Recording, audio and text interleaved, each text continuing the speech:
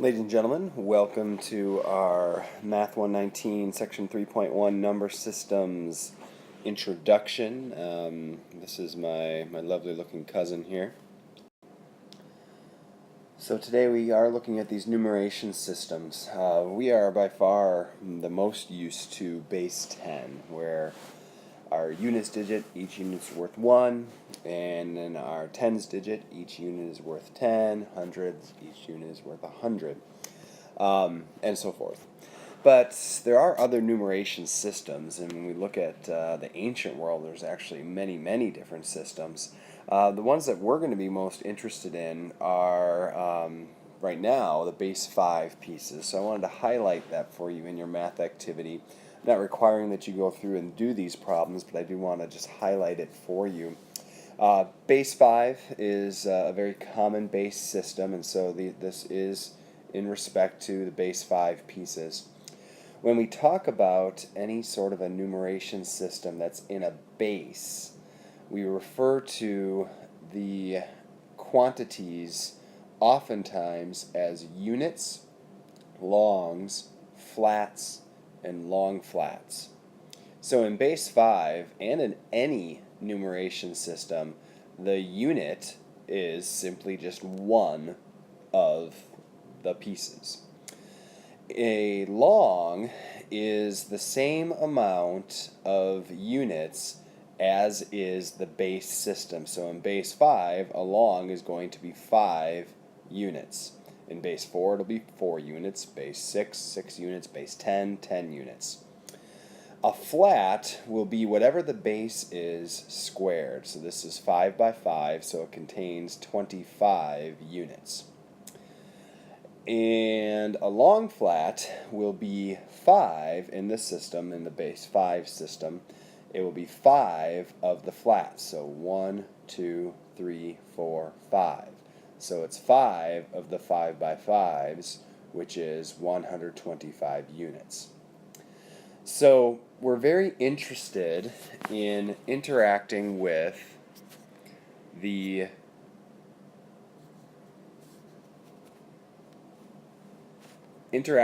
what's called the minimal collection.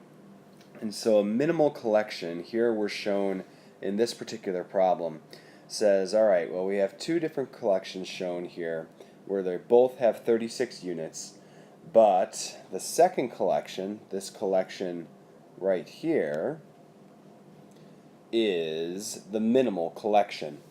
So if we look at the left side collection, yes, there are 36 units, but notice that the organization, we've got here 6 different longs and 6 units. Over here, we represent them in as few pieces as possible.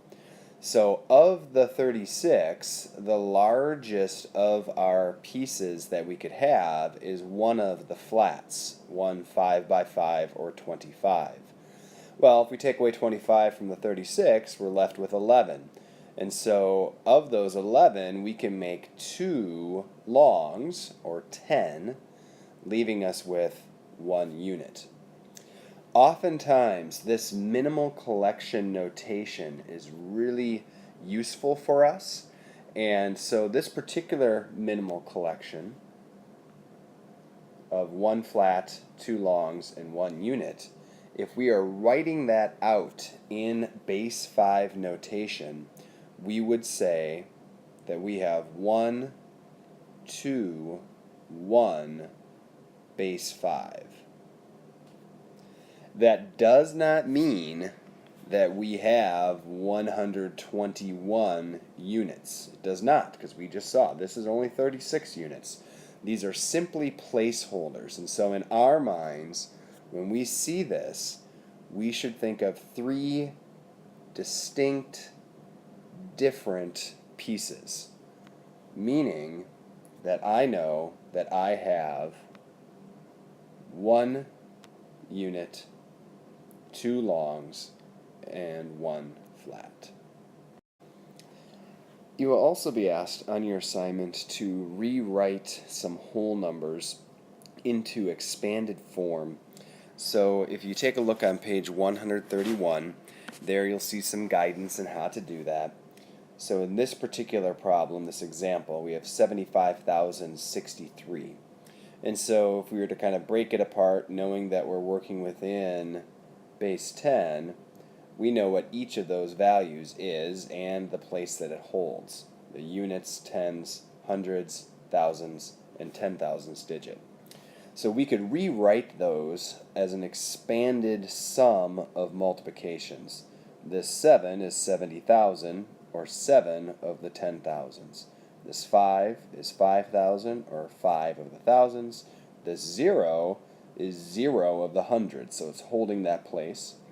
This 6 is 6 of the tens, and this 3 is 3 of the ones, or the units. And so the sum of those multiplications is the expanded form. There is a second form, and so if you're asked to write the second, it's just a different way of writing it out. So it's the same value, that's still 75,063, but instead of writing 7 times 10,000, the 10,000 was replaced by an exponent, 10 to the fourth, which is 10,000. Instead of writing 1,000, we write 10 to the third. Instead of writing 100, 10 squared. Instead of writing 10, 10 to the first. Instead of writing 1, we write, well, we'd still write 1. You could actually write this as 10 to the 0, because 10 to the 0 is 1, but we don't do that here. On page 134, we see a representation that is in base 10. And so base 10 is obviously what we are by far the most familiar with. It's what most of our numbers are written in. And so this problem is simply saying, hey, these are base 10 pieces. We start off with these hundreds. We have a bunch of tens, and then we have a bunch of units. And so when we rewrite it, we still have 100, or 10 by 10, which is a flat, a 10 by 10, which is a flat, and then we count. We have 1, 2, 3, 4, 5, 6, 7, 8, 9, 10, 11 of these longs. Well, if we regroup them, we can take 10 of those longs and make an additional flat, and so that's where they get 3 flats.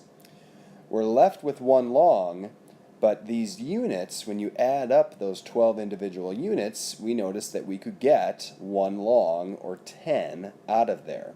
So we'd have the leftover long from before, a long we created here to get 2 longs, and 2 units that are left behind.